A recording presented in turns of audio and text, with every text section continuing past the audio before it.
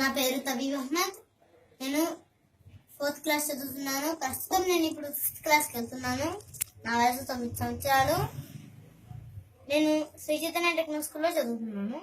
ఈరోజు నేను మీకు చెప్పబోయేది యూనివర్స్ ఎలా స్టార్ట్ అయ్యింది, ముందు రోజుల్లో మా ఎర్త్ ఫ్లాట్ గా ఉంది అని ఎవరు చెప్పారు, ఏమేమి చెప్పారు అనేది నేను మీకు వివరిస్తాను. ముందుగా మన యూనివర్స్ ఎలా స్టార్ట్ అయింది. ఇది నాలెడ్జ్ చూడండి. ఇందులో నేను మీకు చూపించబోయేది స్పేస్. చూడండి, ఇది బిగ్ బ్యాంగ్ థియరీ. మన యూనివర్స్ విశ్వం ఇదంతా శూన్యం. ఈ శూన్యంలో ఒక బిగ్ బ్యాంగ్ హ్యాపెన్ వల్ల మన యూనివర్స్ ఆవిర్భవించింది. మన యూనివర్స్ ఆవిర్భవించి ఇప్పటికి 13.7 బిలియన్ ఇయర్స్ అయింది. ముందు ఈ బిగ్ బ్యాంగ్ అయ్యేటప్పుడు అందులో ఎంత టెంపరేచర్ రిలీజ్ అవుతుందంటే 100 ట్రిలియన్ డిగ్రీ సెల్సియస్ రిలీజ్ అవుతుంది. ముందుగా స్పేస్ ఏర్పడింది. ఇది మన కళ్ళకి కనిపిస్తుంది, కానీ మనం చేతితో తాకలేము, ఎందుకంటే అది డార్క్ గా ఉంటుంది కాబట్టి అక్కడ ఏమీ ఉండదు. మన ఎర్త్ పై నుంచి చూడాలంటే అక్కడ బ్లాక్ గా ఉంటుంది. పొద్దున చూసామంటే అక్కడ బ్లూగా ఉంటుంది. ఎందుకు? మన ఎర్త్ పైన అట్మాస్ఫియర్ ఉంది కాబట్టి మనకు బ్లాక్ గా కనిపించదు, బ్లూగా కనిపిస్తుంటుంది. ఆ డార్క్ మ్యాటర్ ని మనం అసలు తాకలేము, చూడగలం, ఎందుకంటే అది బ్లాక్ గా ఉంటుంది కాబట్టి. అసలు అక్కడ ఏమీ ఉండదు. దాన్నే డార్క్ మ్యాటర్ అంటారు. ఆ తరువాత మ్యాటర్ ఏర్పడింది. మ్యాటర్ అంటే మనం ఎర్త్, సన్, ప్లానెట్స్, గెలాక్సీస్ అవన్నీ కలిసి, అంటే సెలెస్టియల్ బాడీస్ అన్ని కలిసి మ్యాటర్ లో ఉంటాయి.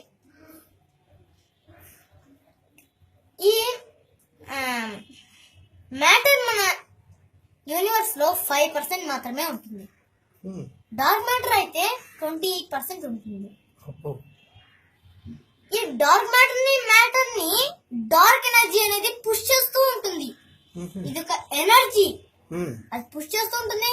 అది మనకు కనిపించదు, ఇంకా తాకడానికి కూడా అక్కడ ఏమీ ఉండదు.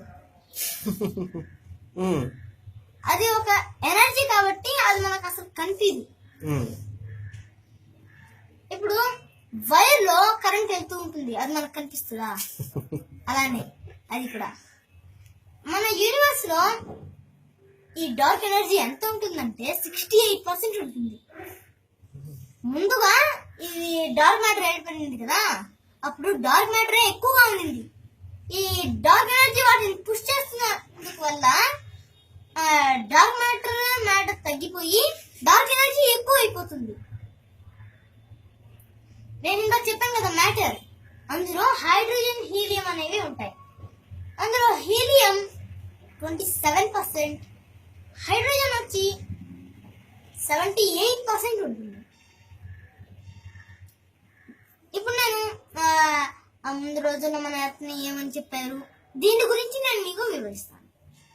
ముందు రోజుల్లో యాన్షియంట్ పీపుల్స్ ఉన్నారు కదా, వాళ్ళు మన ఎర్త్ ఫ్లాట్ గా ఉండి చుట్టుపక్కల సముద్రం ఉన్నట్టుగా చెప్పారు. అదే గ్రీక్ దేశానికి చెందిన పొటోలమచస్ అనే ఆస్ట్రోనమర్ మన ఎర్త్ సెంటర్ లో ఉండి సన్ ని, మిగతా ప్లానెట్స్ ని, స్టార్స్ ని అన్నింటినీ తిప్పుకుంటున్నట్టుగా చెప్పారు. అయితే మెగలాన్ అనే సైలర్ 500 years ago ఓడ ప్రయాణం మొదలుపెట్టి ఎక్కడైతే మొదలు పెట్టారో మళ్ళీ అదే చోటుకు వచ్చి చేరారు. అప్పుడు ఆయన మన ఎర్త్ ఫ్లాట్ గా లేదు, రౌండ్ గా ఉంది అని ప్రూవ్ చేశారు. కొంతమంది ఏం చెప్తారంటే మన ఎర్త్ ఫ్లాట్ గా ఉంది అని చెప్తారు. మన ఎర్త్ ఫ్లాట్ గా ఉంటే మనం దానిపైన నిలబడగలమా? నిలబడలేదు. రౌండ్ గా ఉంటేనే మనం దాంట్లో నిలబడం. గ్రీక్ దేశానికి చెందిన నికోలస్ కోపర్నికస్ అనే ఆస్ట్రోనామర్ మన ఎర్త్ రౌండ్ గా ఉండి సన్ చుట్టూ ఆర్బిట్ అయ్యింది అని చెప్పారు. నికోలస్ కోపర్నికస్ మన ఎర్త్ సన్ చుట్టూ ఆర్బిట్ అయ్యింది అని చెప్పారు. ఐసాక్ న్యూటన్ ఈయన సన్ కున్న గ్రావిటీ పవర్ తో ఎర్త్ ని మిగతా ప్లానెట్స్ ని అన్నిటినీ సన్ చుట్టూ తిప్పుకుంటున్నట్టుగా ప్రూవ్ చేశారు. 7th సెంచరీలో జాన్ స్కేప్లర్ అనేవారు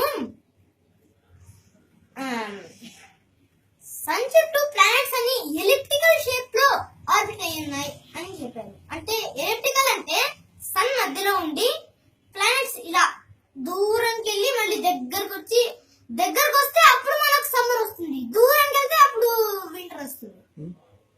అలా అయితే 5th సెంచరీలోనే మన ఇండియన్ ఆస్ట్రోనామర్ ఆర్యభట్ట